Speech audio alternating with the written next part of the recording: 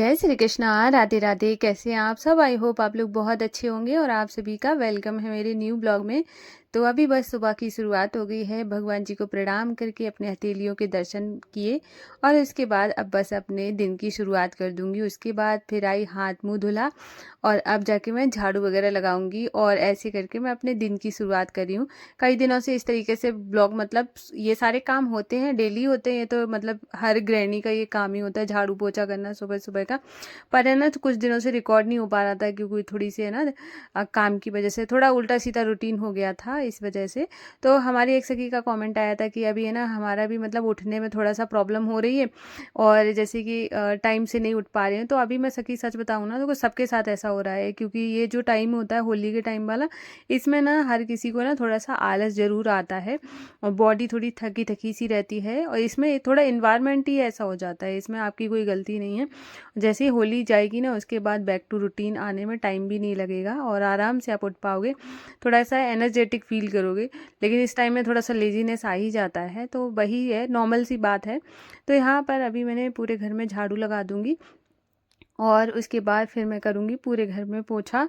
और आज मुझे मंदिर की भी सफाई करनी है, डीप क्लीनिंग करनी है। और उससे पहले मैंने सोचा है कि आपके जो कमेंट है उनके आंसर कर देती हूँ। तो आज का कमेंट है, हमारी एक सखी का कमेंट आया है कि क्योंकि उनको भी लग रहा है कि मतलब वो चाहती है कि वो भी यूट्यूब पर कंटेंट बनाएं। और तो उनके आसपास जो लोगों ने बताया है कि आपके पास जो हुनर हो वही आप वीडियोस बनाएं और वही आपका कंटेंट होना चाहिए। तो वो बोल रही हैं कि मुझे नहीं समझ आ रहा है मेरे अंदर क्या हुनर है।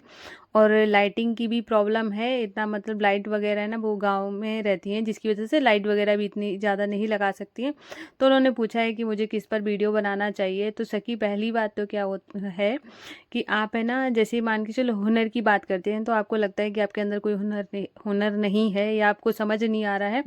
तो कुछ भी ना हो ना तब भी एक जो औरत होती है उसके अंदर है ना घर को सजाना, खाना बनाना, ये तो होता ही होता है, ये गॉड गिफ्टेड होता है। या मतलब किसी को चाहे कुछ आता हो या ना आता हो, ये तो आता ही होगा। तो आप है ना, मैं तो कहूँगी। और हाँ, उन्होंने बोला है उनके पास भी एक माधव है, मतलब लड्डू गोपाल जी हैं। तो उनको किस चीज़ पे कंटेंट बनाना चाहिए। देखो क्या होता है कि जैसे मैं ब्लॉग बनाती हूँ तो मेरे पास माधु बाशु है, उनकी मैं सेवा करती हूँ। तो ब्लॉग का मतलब होता है कि मैं अपनी पूरी दिनचर्या दिखाती हूँ और उसमें ना जैसे माधु बाशु है, माधु बाशु मेरे जो घर के मेन सदस्य हैं, मैं उनको अपना मालिक मानती हूँ। तो इस वजह से मैं उनको डेली दिखाती हूँ। ठीक है, वो मैं सेवा भाव जो भी रहता है वो मैं आपके साथ शेयर करती हूँ। वैसे करके अगर आप ब्लॉग में जैसे ब्लॉग वगैरह है, तो अगर ब्लॉग में आप कंफर्टेबल हैं तो ब्लॉग भी बना सकते हैं। तो ब्लॉग में हर चीज़ आ जाती है, जैसे खाना बनाना, झाड़ू पोछा करना, भगवान की सेवा करना, जो भी आपकी दिनचर्या होती है वो आप दिखा सकते हैं। आप जैसे कि कई लोग हैं ना ब्लॉग नहीं बना पाते हैं, थोड़ा सा प्रॉब्लम होती है, हर किसी की लाइफ अलग अलग है, हर घर के लोग भी अलग होते हैं, सबको पसंद भी नहीं आता है कि आप पूरी तरीके से आप यूट्यूब पे कुछ दिखाएं। तो इसलिए अगर आपके घर में ऐसे देखो, कभी भी अगर आप ब्लॉग वगैरह या यूट्यूब पर आना चाहते हैं तो आप एक बार किसी से पूछें या ना पूछें, लेकिन अपने पार्टनर से ज़रूर पूछ लें। आपके जो लाइफ पार्टनर हो, हस्बैंड वगैरह, उनसे पूछ के, या आपकी शादी नहीं हुई है तो अपने पेरेंट्स से पूछ कर ही स्टार्ट करें। जब आप किसी से पूछ लेते हैं तो आप उनको, उनका सपोर्ट आपको मिल जाता है और अच्छे बुरे का भी पता चल जाता है कि आपको क्या सही कर रहे हो क्या नहीं कर रहे हो। तो सामने एक होता है ना कि एक सामने कोई होता है जो आपको अच्छे से गाइडेंस कर सकता है। तो ऐसे आप जब भी स्टार्ट करें तो ऐसे पूछ कर ही करें, उससे क्या होगा कि आप अपना उसमें 100% दे पाएंगी। अब आ जाते हैं कंटेंट क्या बनाना चाहिए। तो और लाइट की भी प्रॉब्लम है, तो जैसे कि लाइट का ऐसा रहता है कि जैसे गांव में जो घर होते हैं, मेरे हिसाब से मुझे ऐसे लगता है कि मेरा घर भी गांव में खुले खुले होते हैं, आंगन खुला रहता है, तो रोशनी अच्छी खासी आती है ना। जैसे शहरों में तो बंद बंद घर होते हैं, गांव में तो थोड़ा खुला ही रहता है। तो अगर आप वैसे करके भी बनाएंगे ना, तो गाँव के भी आपने देखे होंगे कई चैनल ऐसे हैं जो गाँव की ही दिनचर्या दिखाते हैं, अच्छे खासे व्यूज़ आते हैं। तो अगर आप गांव में हैं कोई दिक्कत नहीं है, लाइट की अगर प्रॉब्लम है तो कोई बात नहीं, आप दिन में शूट करें, है ना। और अगर आप जैसे ब्लॉग नहीं बनाना चाहते हो तो सबसे अच्छा आप कुकिंग का चैनल स्टार्ट करें और कुकिंग में ऐसी चीज़ें दिखाएं, जैसे कि आप जैसे बहुत जो चैनल है वो फैंसी चीज़ें दिखाते हैं, आप वो दिखाएं जो हर कोई अफोर्ड कर सकता है, खाने पीने की चीज़ें। और एक ही चीज़ को है ना कई तरीके से आप बना कर दिखा सकते हो गाँव में। तो क्या होगा, तो उससे आपको है ना बहुत ज़्यादा हेल्प मिल जाएगी। और ऐसा तो होता ही नहीं है कि अब, और हाँ, जब भी आप चैनल स्टार्ट करें तो आप ये ज़रूर ध्यान रखें कि ऐसा कोई सा भी जो भी आप कंटेंट चुनें वो ऐसा चुनें जो कि आप लॉन्ग टाइम तक चला पाएँ। ठीक है? जैसे मेरा ब्लॉग है, ब्लॉग का ऐसा रहता है कि हमेशा चलता रहेगा, क्योंकि मैं डेली काम करूँगी, तो मैं डेली दिखाऊँगी कि मैंने क्या किया है।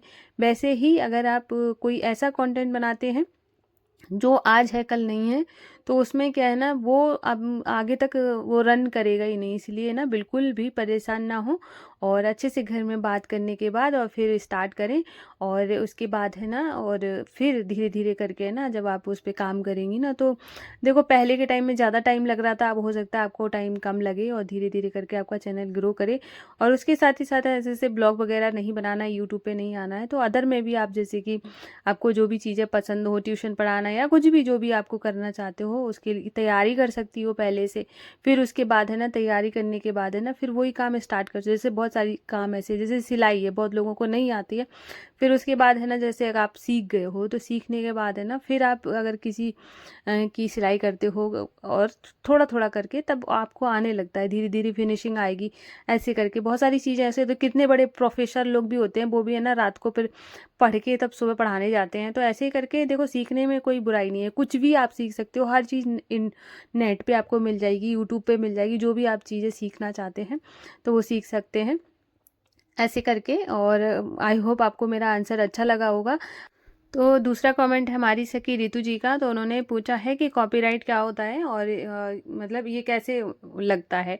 तो मैं आपको बताती हूँ कॉपीराइट होता क्या है। कॉपीराइट जैसे कि मान के चलो, मैंने आपने किसी का सॉन्ग यूज़ कर लिया है, खास करके जब आप है ना लॉन्ग वीडियो में यूज़ करते हो, या फिर है ना आप डायरेक्ट ही वीएन में जाके कोई सा भी म्यूजिक लगा लेते हो, उसके बाद जब भी आप अपलोड करोगे तो वहाँ पे कॉपीराइट लिख कर आता है।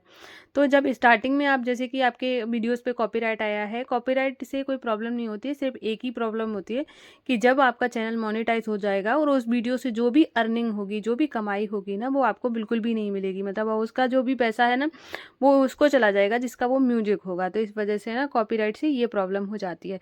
बाकी चैनल मोनेटाइजेशन में कोई दिक्कत नहीं आती है, हाँ, लेकिन कॉपीराइट क्लेम अगर है तो उससे चैनल डिलीट होने का डर रहता है। तो म्यूज़िक वगैरह लेने से कॉपीराइट क्लेम बहुत ही कम आता है, ऐसा नहीं आता है।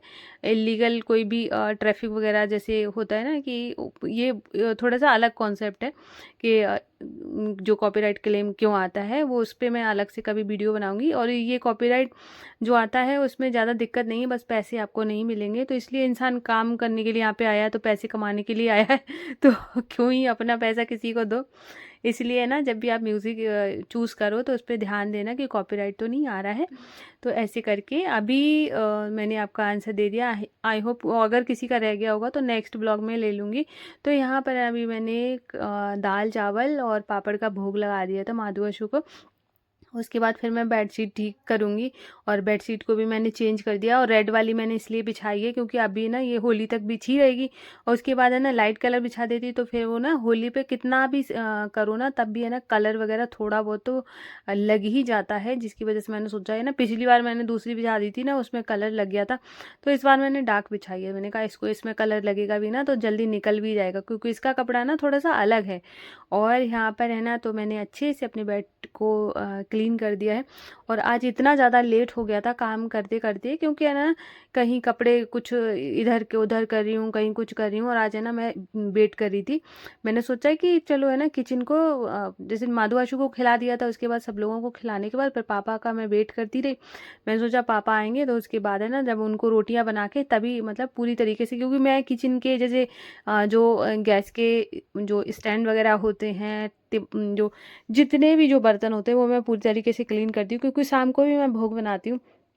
तो फिर मैंने थोड़ा वेट किया, और पापा आज इतनी लेट आए थे, 3 बजे आए, तो मैं इस वजह से ना और काम करती रही। फिर मैंने स्टोर की सफाई कर ली, फिर 2:30 बज गया था। ये सब करते करते फिर पापा आए। पापा वही 3:30 के आसपास आए थे।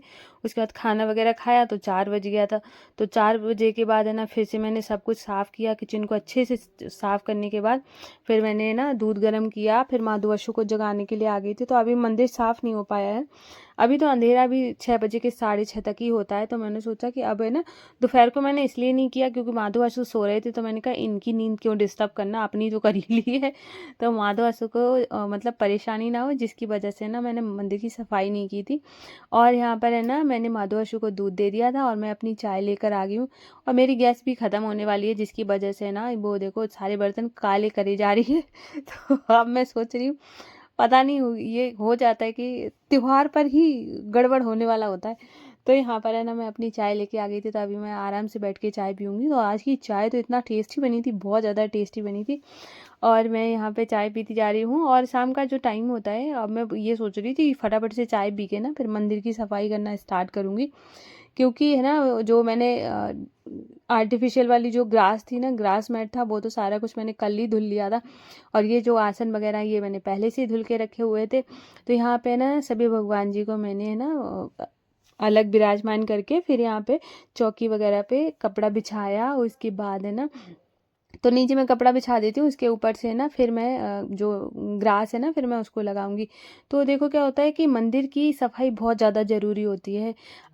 तो जब भी कोई त्योहार आता है तो हम उसकी तैयारी करते हैं। जैसे एक एग्जांपल देती हूँ, जैसे आपके घर पे कोई गेस्ट आने वाला है तो आप है ना एक घर की को साफ़ सुथरा करना शुरू करते हो। आपको लगता है कि मेरा घर अच्छा होना चाहिए, अच्छी सी बेडशीट बिछाते हो। जैसे आपको लग रहा है ना कि सामने वाला आ रहा है, कोई भी हो, तो आपको एक खुशी होती है मन से कि एकदम अलग सा फील हो, सामने वाला अगर आ रहा है तो हम घर को बहुत अच्छे से चमका लेते हैं। तो वैसे ही करके त्यौहार जब आता है तो हमें अपने भगवान आने वाले होते हैं तो हमें अपने घर की मंदिर की बहुत अच्छे से डीप क्लीनिंग करनी चाहिए। अच्छे से जो भी चीज़ें आपने बिछाई हों उनको अच्छे से धुल लो, जिससे है ना एक अलग सी और सबसे ज़्यादा ना फ्रेगरेंस की बहुत अच्छे से ध्यान रखो घर में। जैसे मंदिर है, मंदिर में इत्र वगैरह यूज़ करो, इत्र से ना खूब खुशबू आती है। और माता लक्ष्मी को तो वैसे भी इत्र बहुत पसंद है, सभी भगवान जी को पसंद है।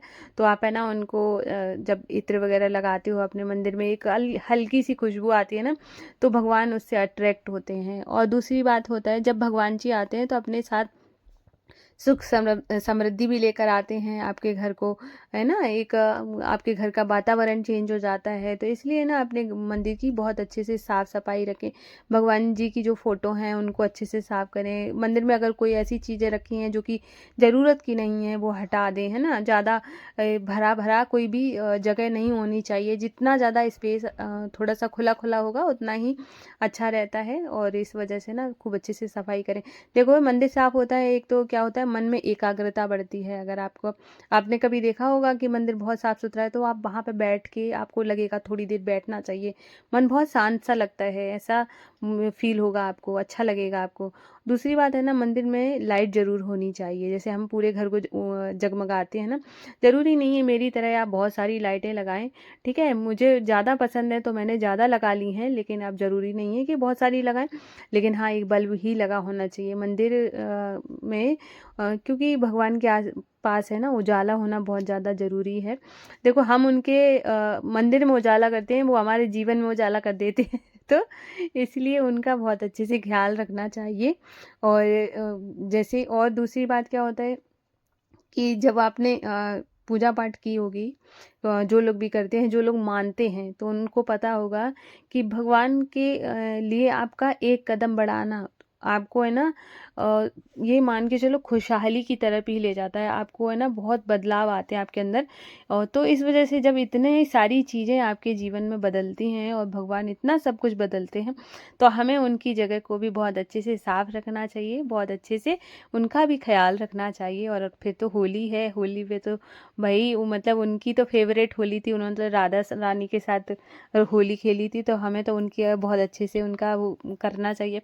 लेकिन हाँ अभी जैसे कि मान के चलो वो आने वाला है, ग्रहण पड़ेगा तो ग्रहण के बाद भी लोग सफाई करते हैं, तो आप उसके बाद कर सकते हो। मैंने पहले से की है, उसके बाद भी मैं थोड़ी थोड़ी करूँगी, तो ऐसे करके कर सकते हो। ये वाले जो फ्लावर्स आप देख रहे हैं, ये मैंने आर्टिफिशियल फ्लावर्स हैं जो कि डेकोरेशन के लिए मैंने यूज़ किए हैं। ये मैंने मीशो से मंगाए थे, अगर आप लिंक चाहेंगे तो मैं लिंक भी दे दूँगी। तो अभी मेरा मंदिर क्लीन हो जाने के बाद कुछ ऐसा दिख रहा था। आप लोग बताना कि आपको कैसा लग रहा है। मुझे तो बहुत अच्छा लग रहा था, बहुत ही प्यारा। और फ्लावर्स देखो बिल्कुल भी ऐसे लग नहीं रहा है कि ये नकली है, मुझे तो बहुत अच्छे लगे और बहुत प्यारे लग रहे थे। जैसे कभी है नहीं फ्लावर्स तो है ना, चढ़ाने के पर्पज़ से नहीं, लेकिन हाँ सजाने के पर्पज़ से आप यूज़ कर सकते हो। तो अभी मेरा पूरा मंदिर कुछ ऐसा दिख रहा था। आज मैंने ब्लू कपड़े पहने थे, तो मैंने माधवासु को भी आज ब्लू ही धारण कराए। कभी कभार क्या होता है, मैं नहीं भी धारण कराती हूँ, अचानक से मेरे हाथ में जो आते हैं तो मेरे से मैचिंग हो जाती है, कई बार हो गया है। तो आज भी कुछ ऐसा ही था, तो मैंने इनको अच्छे से आज माधवासु बहुत प्यारे लग रहे थे और माता रानी का भी श्रृंगार इतना प्यारा हो गया था, बहुत सुंदर लग रही थी। तो आप लोग बताना कि आपको आज का ब्लॉग कैसा लगा है। अगर पसंद आया हो तो प्लीज़ वीडियो को लाइक करना।